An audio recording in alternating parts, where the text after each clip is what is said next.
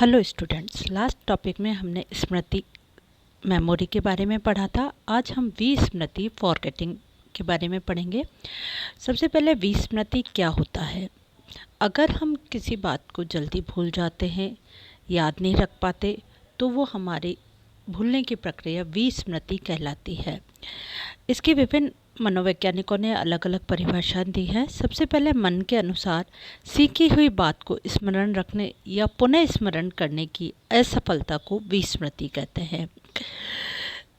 Freud ने बताया है कि विस्मरण वह प्रवृत्ति है जिसके कारण दुखद अनुभवों को स्मृति से अलग कर दिया जाता है। हमारे साथ कोई बुरी घटना हुई है, उसको हमारी मेमोरी में से निकाल दिया जाना ही विस्मृति कहलाता है। विस्मृति दो प्रकार की होती है, सक्रिय विस्मृति और निष्क्रिय विस्मृति। सक्रिय विस्मृति एक्टिव फॉरगेटिंग, जिसमें हम जानबूझकर किसी बात को अपने दिमाग में से निकालते हैं, हम उसको भूलना चाहते हैं।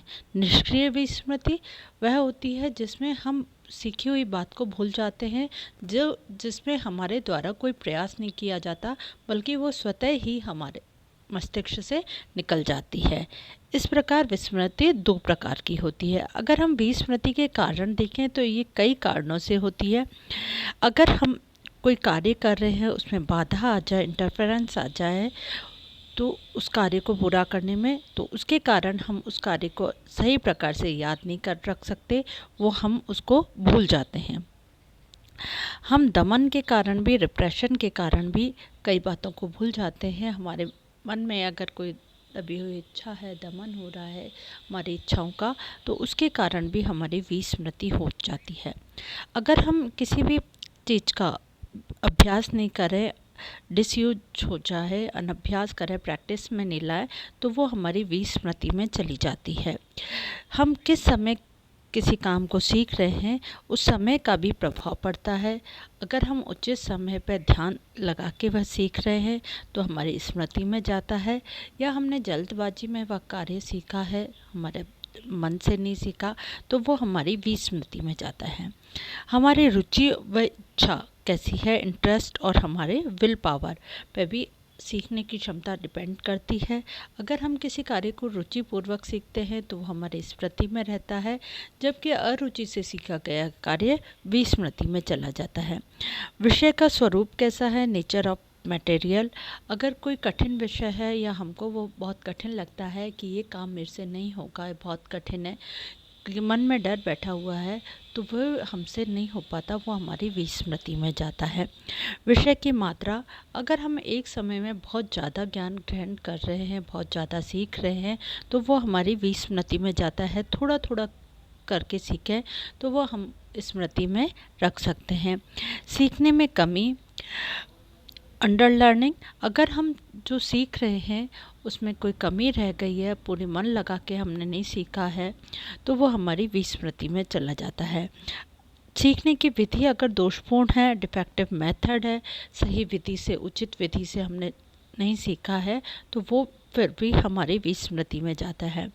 मानसिक आघात, मेंटल इंजरी, अगर हमें व्यक्ति को कोई मानसिक आघात हो गया है, उसका मानसिक क्षति हो गई है, या दिमाग पे कोई बीमारी, चोट आ गई है, तो भी उसकी मेमोरी कम हो जाती है, विस्मृति बढ़ जाती है। मानसिक द्वंद्व, मेंटल कॉन्फ्लिक्ट, अगर व्यक्ति मानसिक द्वंद्व की स्थिति में रहता है, मेंटल कॉन्फ्लिक्ट की स्थिति में, वो सही निर्णय नहीं ले पाता, तो अभी उसकी स्मृति क्षमता कम हो जाती है, विस्मृति ज़्यादा हो जाती है। यदि उसको कोई मेंटल डिजीज है किसी प्रकार की भी, तो भी उसकी स्मृति कमज़ोर हो जाती है।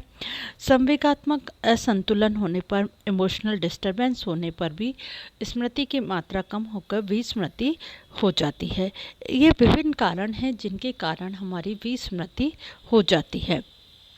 पे विस्मृति को हम कैसे कम करें, क्योंकि प्रत्येक व्यक्ति चाहता है उसकी स्मृति अच्छी हो, वो ज़्यादा लंबे समय तक बातों को याद रख सके।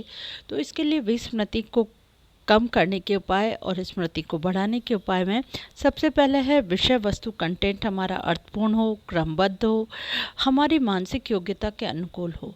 हमारी मेंटल एबिलिटी जितनी है, इस मेंटल स्टेज हमारी पावर जितनी है ग्रहण करने की, उसके अकॉर्डिंग अगर हम सीखेंगे तो वो हमको लंबे समय तक याद रहेगा।